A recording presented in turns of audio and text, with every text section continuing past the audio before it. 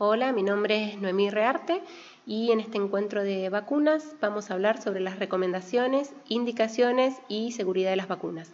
También vamos a introducir el concepto y las características del calendario nacional de inmunizaciones.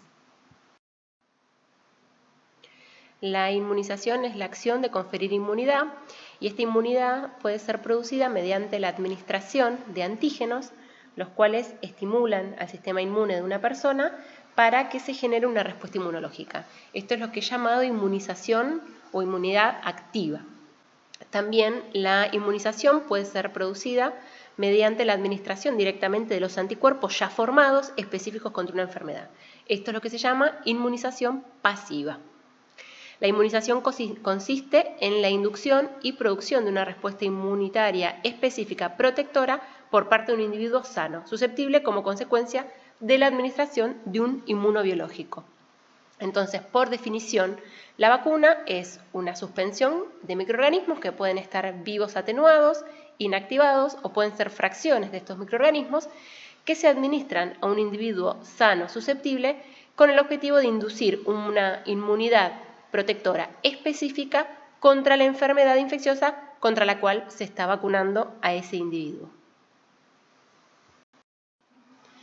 Entonces, estos productos biológicos se aplican a las personas para que se estimule su sistema inmune, específicamente su inmunidad adaptativa, y de esta manera que quede una memoria inmunológica que va a tener como principal fin protegernos contra futuros contactos contra los agentes contra los que nos vacunamos.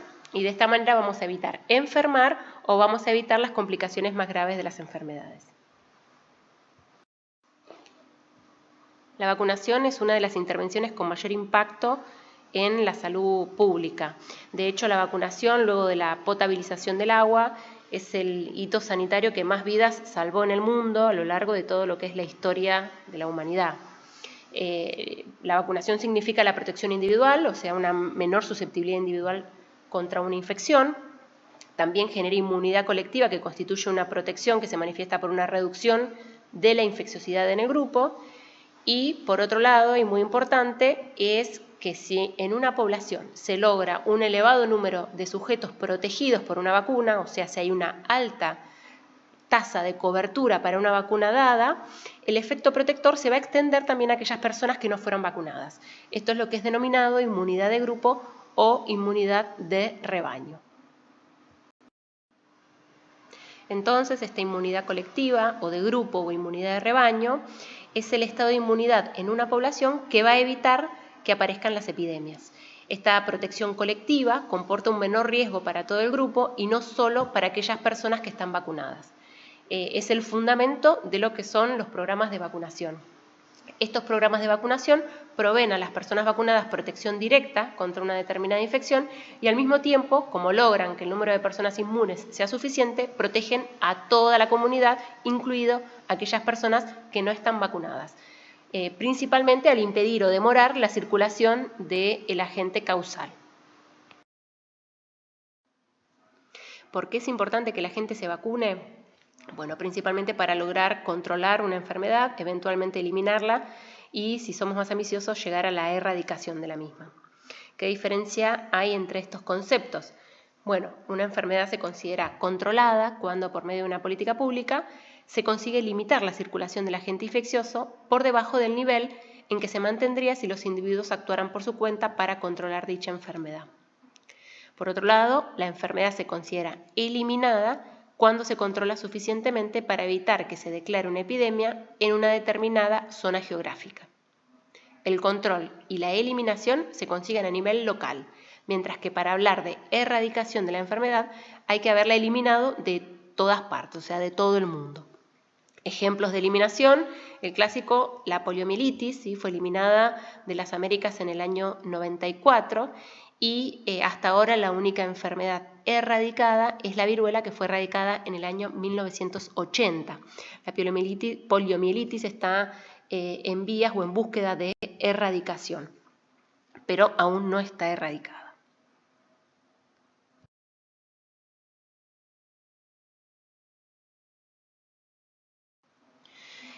¿Cómo se elabora una recomendación o cuáles son los fundamentos para incorporar una vacuna al calendario nacional? Bueno, por un lado, la enfermedad debe constituir una prioridad en la salud pública. La enfermedad que buscamos prevenir con la vacuna debe ser una enfermedad que se manifieste con una alta carga y que genere graves consecuencias sobre la salud de una población. Se refiere la carga de la enfermedad a la magnitud del problema de salud que tenemos en términos de incidencia, prevalencia, discapacidad, hospitalizaciones y mortalidad. Con respecto a la eficacia, calidad y seguridad de la vacuna, bueno, esto se demuestra principalmente con ensayos clínicos y con vigilancia posterior a la comercialización, principalmente para detectar la posible aparición de efectos adversos. Después, bueno, la comparación con otras intervenciones, por supuesto, la vacuna que se decide incorporar al calendario debe ser mejor que otras vacunas para la enfermedad que se busca prevenir y también tiene que ser mejor que otras intervenciones diferentes de la vacunación. Y por último, costo-efectividad, que sea rentable, o sea, que nos convenga incorporar económicamente una vacuna al calendario. Ya de por sí, todo lo que son programas de inmunizaciones representan una de las mejores inversiones en salud. Siempre es mejor invertir en prevención primaria que los gastos que va a generar, sino la enfermedad, que van a ser mucho mayores, los gastos, las posibles complicaciones que puede haber por esa enfermedad. Bueno, haciendo un poquitito de historia, tenemos que hablar de Edward Jenner, el padre de la inmunología, quien fue el primero en publicar un artículo sobre la vacunación. En el artículo de Edward Jenner, él observó el comportamiento de los pacientes con viruela, ¿sí? Una enfermedad sumamente mortal y desfigurante. La viruela era una enfermedad que mataba a 1 de cada 3 personas y los que sobrevivían quedaban con secuelas, cicatrices muy desfigurantes. Lo que observó Edward Jenner es que las mujeres que eran ordeñadoras de vacas y que contraían la llamada viruela bovina, o sea, una viruela que afectaba a las vacas, se contagiaban y hacían formas leves de viruela. Y si después tenían contacto con la viruela humana, estas mujeres no se enfermaban. Evidentemente, la viruela bovina les dejaba inmunidad para después no adquirir la enfermedad humana. Entonces, al observar esto, lo que hizo Edward Jenner fue inocular pus del contenido el pus que estaba dentro de las pústulas, ampollas de las mujeres con viruela bovina, y se lo inoculó a un niño de 8 años. ¿Sí? Este niño desarrolló una forma leve de viruela bovina y una vez que curó, unas semanas después, le inoculó el contenido de las lesiones de una viruela humana. Y lo que observó es que el niño no enfermó. Esto lo repitió en múltiples pacientes, hasta incluso en sus propios hijos, y notó que todos los pacientes prevenían la enfermedad, prevenían la viruela humana al ser sometidos previamente a la viruela bovina, que evidentemente era una forma atenuada que les generaba inmunidad y evitaba que enferme después con mayor gravedad. De ahí el término vacuna, que viene de vaca, ¿sí? Por este estudio que hizo Edward Jenner.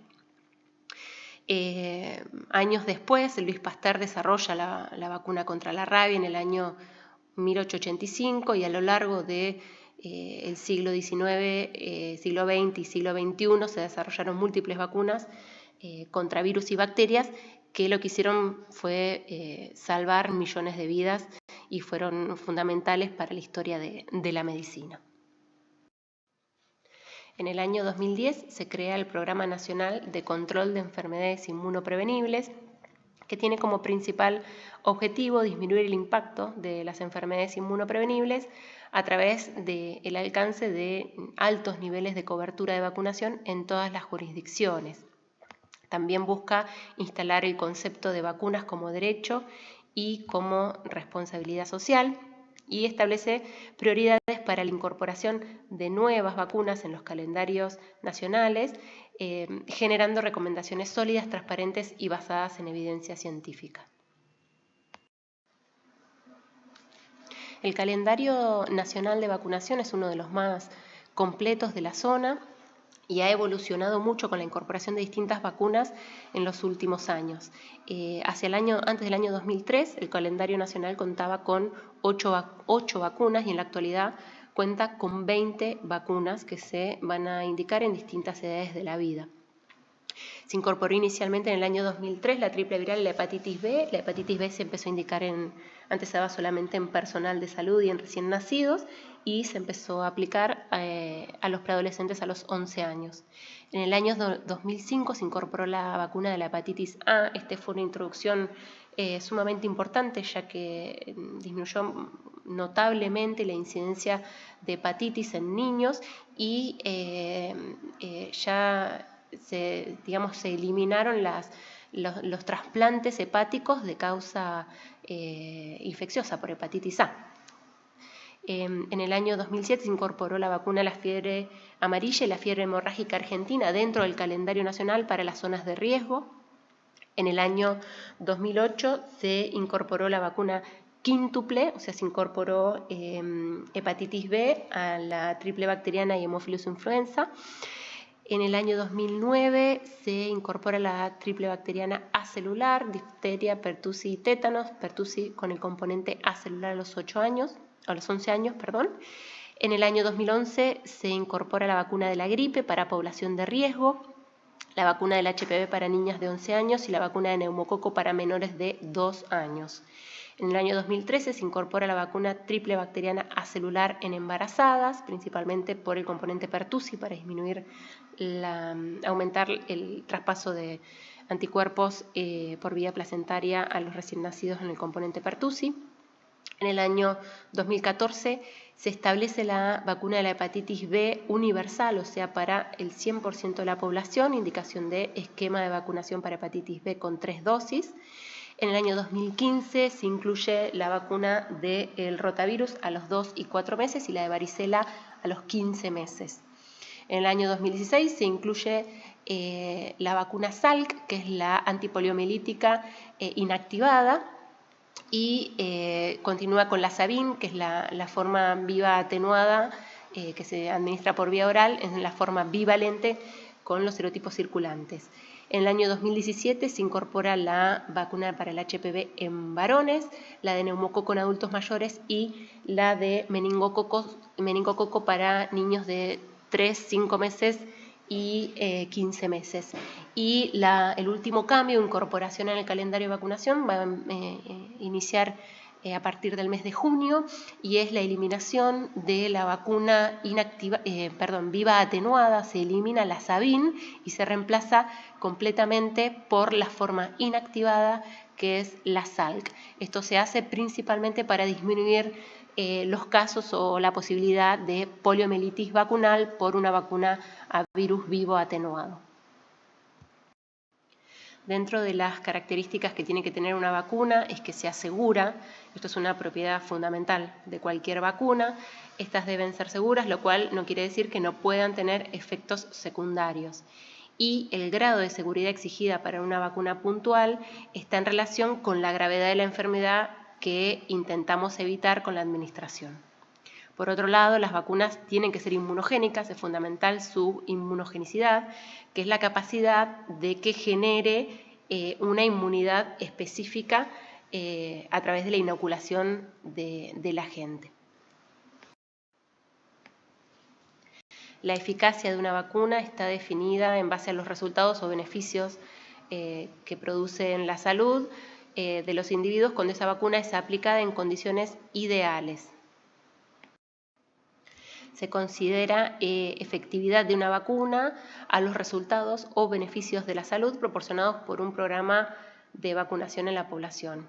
La efectividad depende de situaciones reales, de los factores como aceptación, accesibilidad de la población a la vacuna, pautas correctas en la administración, que sea dosis correcta, vía de administración correcta, técnica, etc.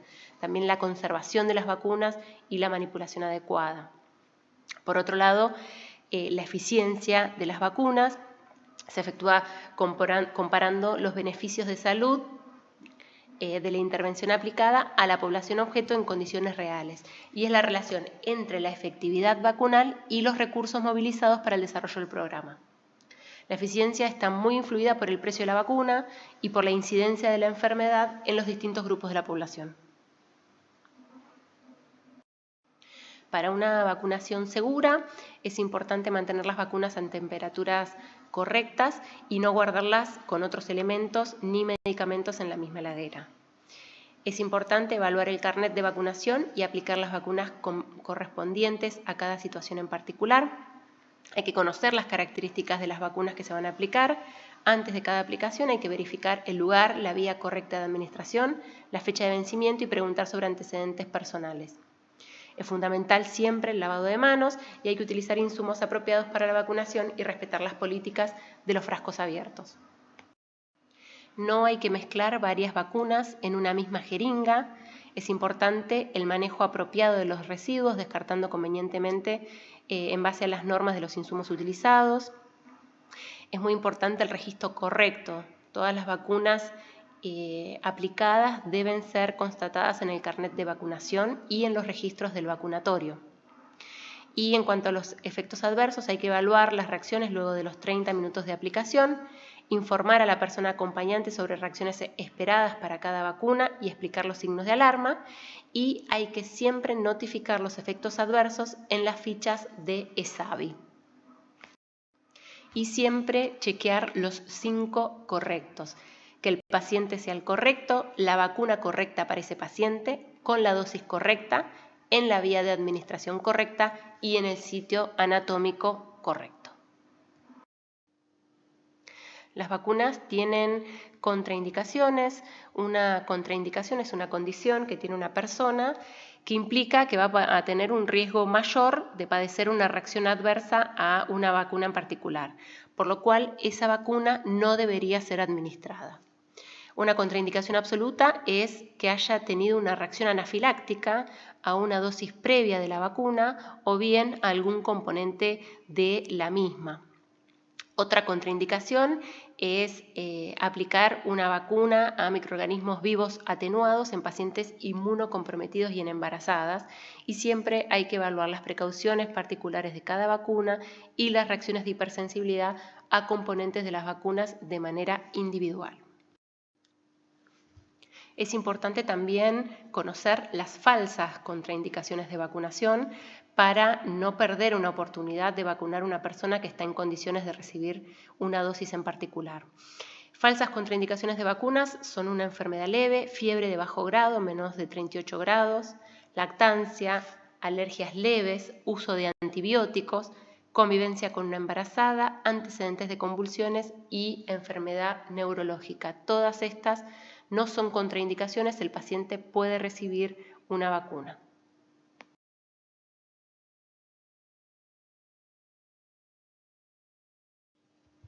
Una oportunidad perdida de vacunación es toda visita realizada a un establecimiento de salud por el lactante, niño, adolescente, adulto mayor, que no tiene un esquema de vacunación completo, no tiene contraindicaciones y no se utiliza esa visita para que reciba la o las dosis necesarias para la edad. Siempre hay que vacunar en cualquier contacto con el sistema de salud. Esto es fundamental. Lo que hablábamos antes, las falsas contraindicaciones, esas son oportunidades perdidas de vacunación. Si uno le dice que porque tiene catarro no se puede vacunar, eso es una oportunidad perdida de vacunación. Siempre hay que vacunar a todos los que asisten al vacunatorio. Un evento adverso es toda reacción no deseada que ocurre como consecuencia de la administración de un medicamento, en dosis e indicación apropiada. ESAVI es todo evento supuestamente atribuible a la vacunación e inmunización y se produce luego de la administración de un inmunobiológico. Las reacciones adversas pueden ser leves, moderadas o severas y a su vez se pueden clasificar como un evento coincidente, un evento relacionado con la vacuna o un evento no concluyente. Un evento coincidente sería cuando el evento definitivamente no está relacionado a la vacuna, sino por otra causa, como puede ser una persona que está incubando una enfermedad y presenta síntomas después de la vacunación. Es un suceso que ocurre después de la vacunación, pero no es por la vacuna, se trata de una asociación temporal, pero no es la causa. Después tenemos los eventos que realmente están asociados con la vacuna. Estos pueden ser porque es una reacción vacunal o un evento relacionado con algún componente propio de la vacuna, es un suceso causado o precipitado por una vacuna, pese a haber sido aplicado correctamente debido a las propiedades inherentes o a los componentes de la vacuna. Otra alternativa es que este evento relacionado con la vacuna sea un error programático, o sea, un evento relacionado con el proceso del manejo de la vacuna, ya sea por un error en el almacenamiento, preparación, manejo o administración. O sea, puede ser como, por ejemplo, aplicar una vacuna por una vía que no corresponde. Por último, ¿cuáles son los ESAVI que deben comunicarse? Bueno, todos los casos de linfadenitis por BCG, todos los abscesos en sitios de inyección, todas las muertes que se piensen puedan estar relacionados con la vacunación o inmunización, todos los casos que requieran hospitalización y que se piensa que pueda estar relacionada también a la inmunización, y todos los incidentes graves o inusuales que se piensen pueden estar relacionados a la vacuna. Dentro de las normas de bioseguridad en el vacunatorio es importante que las agujas se desechen inmediatamente después de ser utilizadas en descartadores de cortopunzantes, no se tienen que apoyar sobre ninguna superficie. Una vez que se utilizan las agujas no se tienen que cubrir, tapar ni manipular, hay que usar el desacoplador de agujas para retirar la misma de la jeringa, nunca hay que separarlo con la mano. En caso de jeringas prellenadas no hay que intentar separar la aguja de la jeringa y cuando se trabaje fuera del establecimiento de salud siempre hay que utilizar descartadores cortopunzantes. Para la conservación de las vacunas es fundamental mantener la cadena de frío. Esto va a garantizar la potencia inmunizante de las vacunas desde que se elaboran hasta que se administran. La temperatura se debe mantener entre 2 y 8 grados en todo momento. Las vacunas son productos biológicos, su correcta conservación es indispensable para garantizar la efectividad y evitar eventos adversos. Y hay distintos niveles en la cadena de frío que se clasifican en los niveles de frío, cadena de frío nacional, provincial y local. Como dijimos, las vacunas deben conservarse entre 2 y 8 grados centígrados. El congelamiento o las temperaturas inferiores a 0 grados generan un daño irreversible en los inmunobiológicos y el deterioro de las temperaturas superiores genera un daño acumulativo. La incorrecta conservación puede producir una pérdida de la eficacia y una reducción de la seguridad de las vacunas.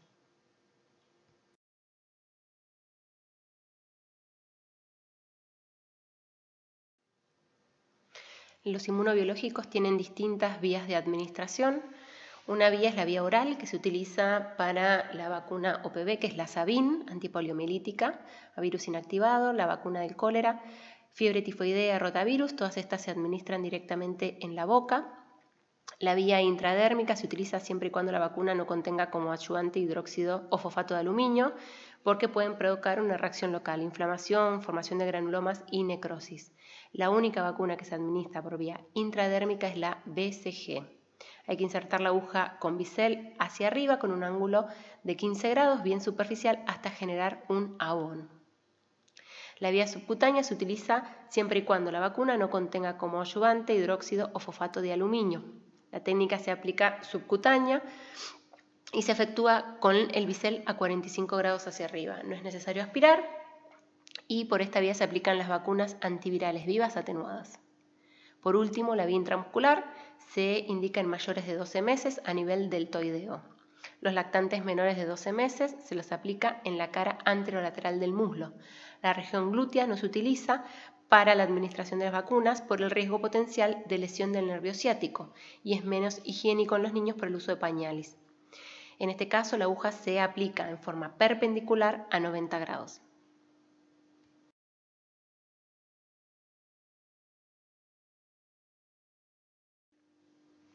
No existe contraindicación a la administración simultánea de múltiples vacunas rutinariamente recomendadas en personas de cualquier grupo etario.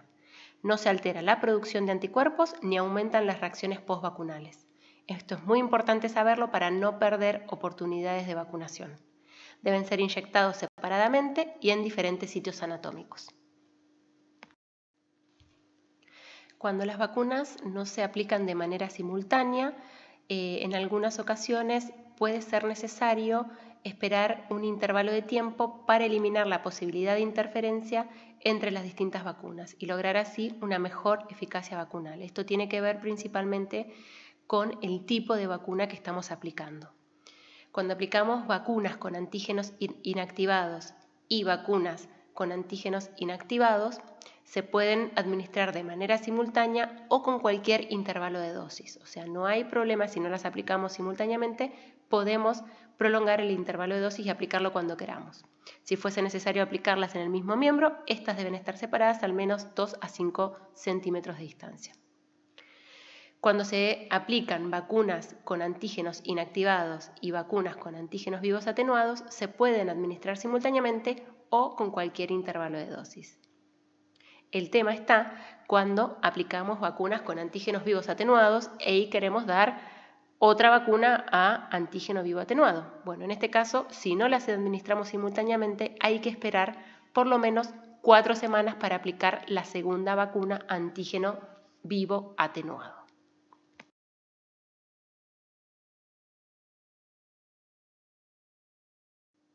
Las vacunas tienen intervalos de tiempos recomendados para distintas aplicaciones.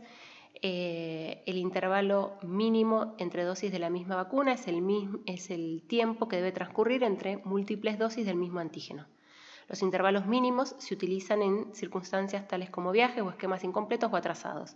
Algunas vacunas requieren la administración de varias dosis para obtener una adecuada respuesta inmunológica y existen recomendaciones sobre intervalos mínimos entre dosis que deben respetarse. La administración de vacunas a intervalos menores del mínimo recomendado pueden disminuir la respuesta inmune, por lo que estas dosis no se consideran válidas. Deben reportarse como SAVI y pueden dar lugar a un aumento de las reacciones adversas locales y sistémicas. Los intervalos de tiempo superiores a lo establecido en el calendario no reducen las concentraciones finales de anticuerpos, por lo cual la interrupción del programa estándar de vacunación no supone que se necesite reiniciar la pauta completa de la vacuna ni que se deban administrar dosis adicionales, simplemente se completa con la serie establecida previamente. Las dosis de vacunas administradas a los 4 días o menos antes de cumplirse el intervalo mínimo son consideradas válidas. En caso de interrupción de los esquemas de cualquier vacuna en huéspedes sanos, se continuará con las dosis faltantes sin importar el tiempo transcurrido desde la última dosis. No es necesario reiniciar el esquema en ninguna circunstancia y para vacunar a una persona sana no se requiere orden médica. Se debe completar el esquema para la edad según el calendario vigente. Otra cosa importante es que el carnet de vacunación es nuestro documento en el cual figuran las dosis que nosotros tenemos de cada vacuna en particular. Si nosotros perdemos ese documento, esas dosis ya no las podemos constatar, no las podemos confirmar como aplicadas. Si nosotros perdemos nuestro carnet y no podemos conseguir en la institución o en el vacunatorio donde nos vacunaron la constancia de vacunación, esa es una vacuna que figura como no dada. Entonces hay que volver a aplicar todas las vacunas que perdimos los comprobantes. En la actividad número 4, el caso clínico habla de Facundo, que es un niño de 1 año, que recibe la vacuna triple viral y de hepatitis A. 3 semanas después concurre al centro de salud porque hay una campaña de vacunación para la gripe y allí le indican la vacuna de la gripe y le aplican también la vacuna de la varicela que le iba a tocar dentro de poco. Se pregunta, ¿es correcta la indicación de esta vacuna? ¿Por qué? ¿Cómo debería continuar su esquema de vacunación? En realidad es incorrecta la aplicación de la vacuna de la varicela. La vacuna de la varicela es una vacuna a virus vivo atenuado, igual que la vacuna triple viral, con lo cual cuando se aplican, como vimos antes, 2 vacunas por microorganismos atenuados, hay que esperar por lo menos un intervalo de 4 semanas. ¿Cómo deberíamos continuar? Habría que esperar 1 semana más y aplicar por lo menos 1 semana y a partir de allí se podría aplicar la vacuna de la varicela. Las vacunas pueden ser de indicación sistemática o no sistemática. Las vacunas de indicación sistemática son aquellas que se aplican a toda la población, o sea, todas las que figuran en los calendarios nacionales de vacunación, que pueden aplicarse a distintos grupos etarios, ya sean niños, adolescentes, embarazadas, adultos, personal de salud o huéspedes especiales. y esto se logra para conseguir una elevada cobertura vacunal que asegure un nivel adecuado de inmunidad colectiva frente a distintas enfermedades. Por otro lado, las vacunas no sistemáticas, la aplicación de estas vacunas es de carácter individual y se basa en indicaciones formuladas por un médico a la vista de una circunstancia individual, como es el ejemplo de viajeros u otros casos puntuales. A continuación se adjunta el calendario nacional de vacunación con todas las vacunas que están incluidas en el mismo. No solo los niños reciben vacunas, por supuesto los adultos están contemplados en el calendario. Los adultos van a recibir las 3 dosis de hepatitis B. También se le indica 2 dosis de doble o triple bacteriana y tienen que recibir los refuerzos de la doble bacteriana, difteria y tétanos cada 10 años. En el caso de embarazo y puerperio tienen que recibir también la vacuna de la gripe y en embarazo la vacuna triple bacteriana celular. Los mayores de 65 tienen indicación anual de recibir la vacuna contra la gripe y contra el neumococo. Y hay vacunas que se aplican según territorio, más que nada en que son zonas de riesgo de fiebre amarilla y fiebre hemorrágica argentina. La vacuna de la fiebre amarilla se indica en mayores de 18 meses y la vacuna de la fiebre amarilla se puede aplicar a partir de los 15 años.